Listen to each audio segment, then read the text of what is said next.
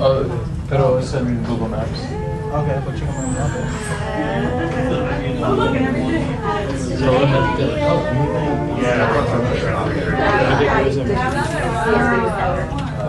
Yeah.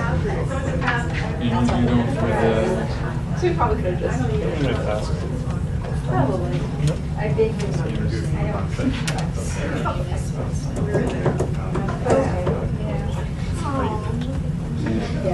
Amtrak as the government was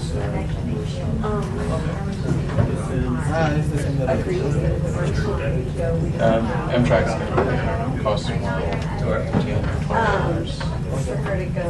the train to the bus.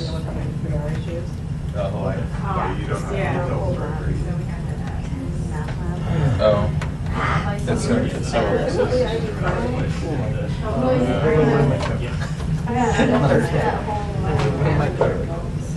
And then there's a lot of. How much time do you need down still? How much time do you need to Back to the end of the organ.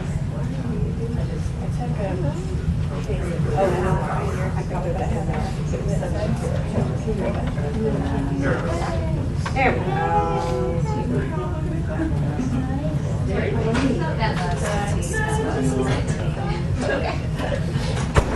Everybody else? Yeah. I'm running over. Anybody else having issues? Relationship difficulties? Yeah, I was gonna say. Okay. If you want to save this figure, you can save it. If you want to save your performance curves up in the corner, you just do save as, and you can save it. If you save it as a Matlab figure, you can open it up again and stretch and squeeze it. But you can also save it as an image file for use later, and you know, a .bmp file. Andrew was on here. Yeah, my favorite is portable network graphics file. Format there, and so you know that'll ask you what file name you want to save it as. You can save the picture if you like.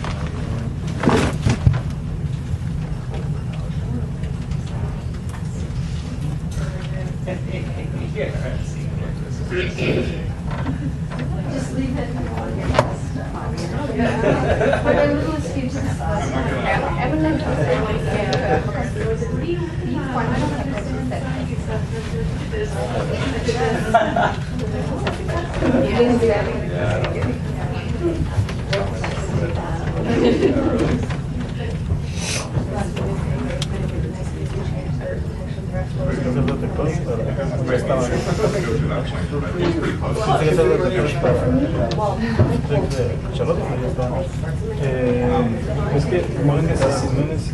Matlab is a powerful processing language for that I use a lot of data analysis and acoustic, you know, structural transforming programs in Matlab.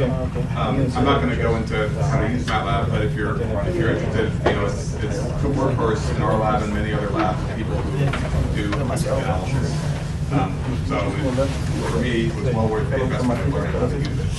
It's not free. It's pretty cheap if you're a student. If you're not a student, it's not so cheap. If you're a government employee, it's not too bad. Well, federal government employees get paid pretty hard. State government employees like me don't get paid so hard.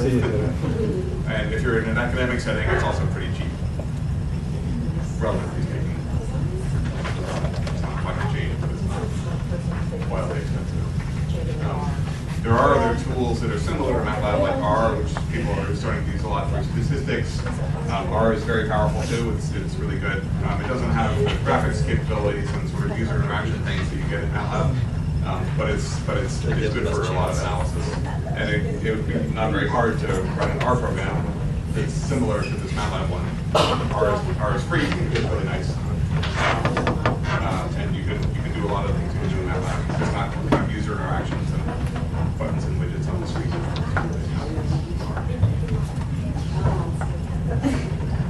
Okay. Any questions about this? This performance curve was a single detector. Sometimes you can put up multiple performance curves.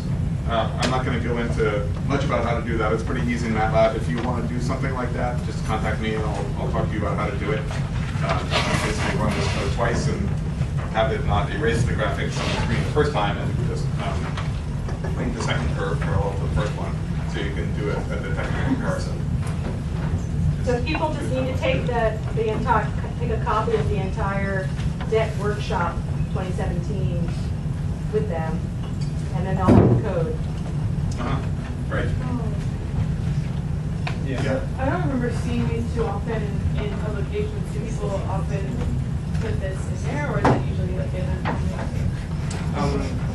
People don't too often put them in, but they should. I put them in my publications. Something like this. I mean, dead rock curves is one way. Precision recall curves is a similar kind of thing. It's always a little bit squishy because, like I said, these things are measured relative to how good the quality of the data set is. This data set is kind of mediocre quality. The Mickey Boyle Boeings have signal-to-noise ratio around 10, which is, that's okay. It's, you know, some of those calls were pretty clear, but some of them were pretty faint. The clear ones are probably the ones out here at 15 signal-to-noise ratio. If things are up by 20, it's like a super clear call. That applies to baleen whales. For things like O'Donoghue clicks, you want signal-to-noise ratios that are, yeah, you know, 10 dB signal-to-noise ratio would be a really mediocre one for O'Donoghue clicks, and 20 is good, and 25 and 30 is really good. So the numbers tend to be higher for O'Donoghue clicks, but for whistles and baleen whale sounds, you know, kind of 10 is good, 15 is really good, and 20 is great, as a rule of thumb. So this data set is kind of okay to good quality calls for the most part. That's where they mostly are. This piece of information is vital for understanding what these pieces of information mean. Like I said, these are always measured relative to how good the data set is, and this describes how good the data set is. I'd add that the SNR distribution is just half of the picture, because the other thing that's not really told here and is hard to quantify is how many distracting signals there are and how strong they are. So, Right. So don't put too much street cred on just SNR. Yeah, that's true. Humpback whales, in particular, you know, for Mickey whales, the humpback sounds occur in the same frequency range and in the same geographic part of the world that Mickey whales occur in. And so the number of humpbacks present really affects how well the detector works, what the performance curve looks like. And most people will at least report, or should at least report, the missed and false. You probably won't see the actual graphs and the SNR distribution, but usually people will report how the detector People will performed. pick a particular threshold, which gives them 1 point on this curve, or on that curve, and so they'll report, you know, percent of false alarms and percent of missed calls or something. So people will give you the point on that curve that they use for their detection run. So that's kind of useful too. Again, this is a key piece of information about how well the detector really works, what the signal-to-noise ratio is. Okay. So do you want to, 3 o'clock? Yeah, why don't we take a break right now? We'll dive in.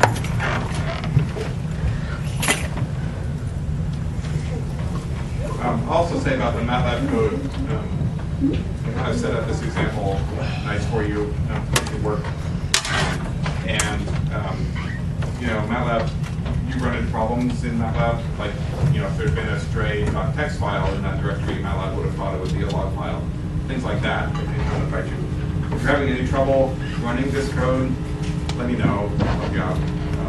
Just shoot me an email, or better yet, give me a call or something, and I can help you figure out what the problems are running it. Okay. Okay, let's take a 10-minute break.